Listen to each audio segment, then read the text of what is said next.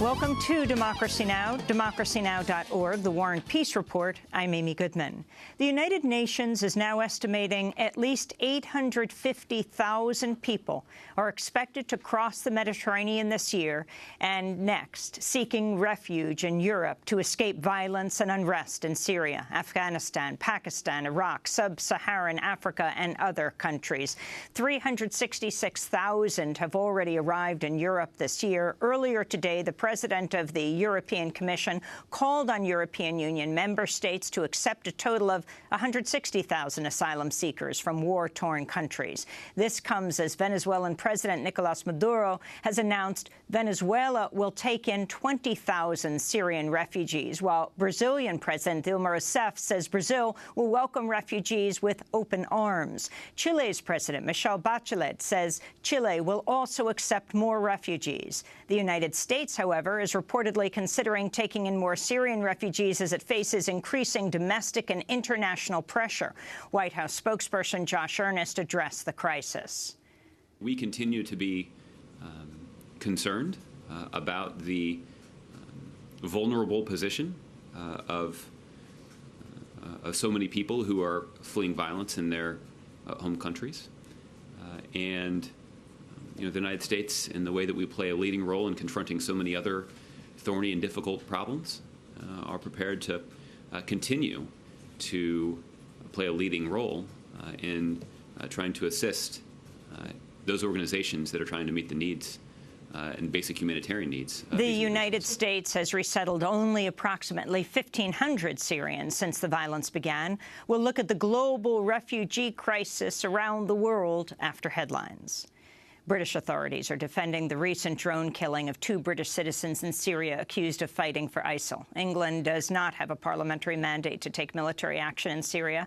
On Tuesday, British Defence Minister Michael Fallon reiterated Prime Minister David Cameron's claim the strikes were in self-defence. There are a group of terrorists out there in Syria, inspired, working with ISIL to try and carry out armed attacks here in Britain, on our streets, at major public events involving significant loss of life. So that's the danger, that's the threat that we face. And our agencies are working extremely hard to try and identify who is involved and what can be done to prevent those attacks. If there is no other way of preventing them, then yes, we have to carry out strikes like this. In Turkey, a wave of nationalist violence has swept the country overnight as protesters attack the headquarters of the pro-Kurdish HDP party and a Kurdish newspaper office. The HDP says its offices were attacked in at least a half-dozen cities, including in Ankara and in the southern resort city of Alanya, where the headquarters were set on fire. In Istanbul, nationalists attacked the headquarters of the Turkish newspaper Hurriyet, smashing windows and throwing stones. The HDP party was formed in 2012 as a left-leaning socialist party. It helped broker peace talks between the Turkish government and the militant Kurdistan Workers' Party, known as the PKK, before the truce collapsed earlier this summer. Turkish security forces have now crossed into northern Iraq as the military launched airstrikes against Kurdish militants, killing 40. The attacks come after 14 Turkish policemen were killed in eastern Turkey on Tuesday, and 16 Turkish soldiers were killed in a roadside bomb explosion on Sunday. Meanwhile, 2 British vice journalists who've been imprisoned in Turkey on terrorist charges have been released. Jake Hanrahan and Philip Pendlebury of Vice News were detained in August while covering protests in eastern Turkey over the government's military offensive against Kurdish dissident groups. The journalist's Turkey-based Iraq translator Mohammed Ismail Rasul remains in custody. In the United States, Congress returned from summer recess Tuesday with the historic nuclear deal with Iran topping the agenda. 4 more Democratic senators announced their support for the deal Tuesday, cementing the deal's future. The addition of Richard Blumenthal of Connecticut, Maria Cantwell of Washington, Gary Peters of Michigan, and Ron Wyden of Oregon brings the total number of supporters in the Senate to 42. The new total appears to ensure President Obama will not need to veto any Republican attempt to undermine the nuclear deal, since Republicans now lack the 60 votes needed to overcome a Democratic filibuster of a resolution against the nuclear deal. Meanwhile, former Vice President Dick Cheney has emerged as the leading critic of the Iran deal, telling an audience at the American Enterprise Institute the agreement would, quote, give Iran the means to launch a nuclear attack on the U.S. homeland. Cheney was interrupted by Michaela Anang, a peace protester with Code Pink, who called Cheney a war criminal and held a banner which read, "Wrong in Iraq, wrong in Iran." The Iranians get the better of us in these negotiations. Why should we be listening?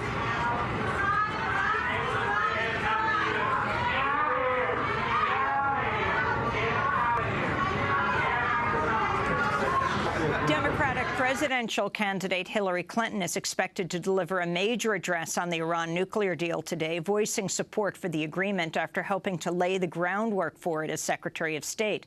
But Clinton is also expected to take a more militant stance on Iran than Obama, vowing to take military action if Iran moves towards nuclear bomb-making capabilities. President Obama has merely said he would keep military action on the table.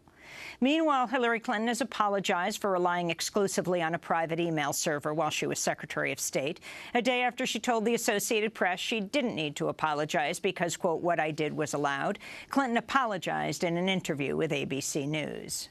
In retrospect, certainly, as I look back at it now, even though it was allowed, I should have used two accounts, one for personal, one for work-related emails. That was a mistake. I'm sorry about that. I take responsibility. And I'm trying to be as transparent as I possibly can to not only release 55,000 pages of my emails, turn over my server, but I am looking forward, finally, to testifying before Congress, something I've been asking for nearly a year. And in Guatemala, a judge has ordered former President Otto Pérez Molina to remain in jail while awaiting trial over a multi-million-dollar corruption scandal that sparked widespread popular protests and led to the president's resignation. Pérez Molina is being charged with criminal association, taking bribes, and customs fraud.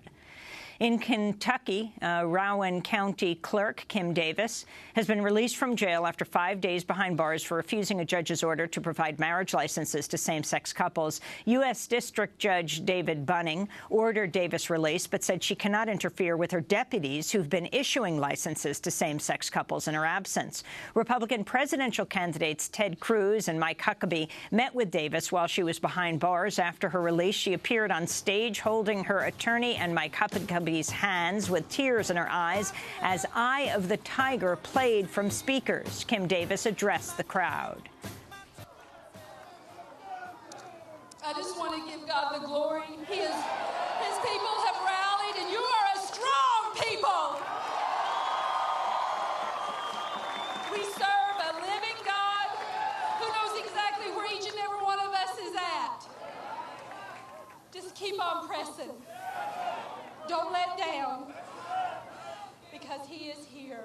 And he's worthy, he's worthy. Frankie Sullivan, frontman of the band Survivor, which sings Eye of the Tiger, posted on Facebook, quote, "No, we did not grant Kim Davis any rights to use my tune, The Eye of the Tiger. I would not grant her the rights to use Charmin," he said, referring to the brand of toilet paper.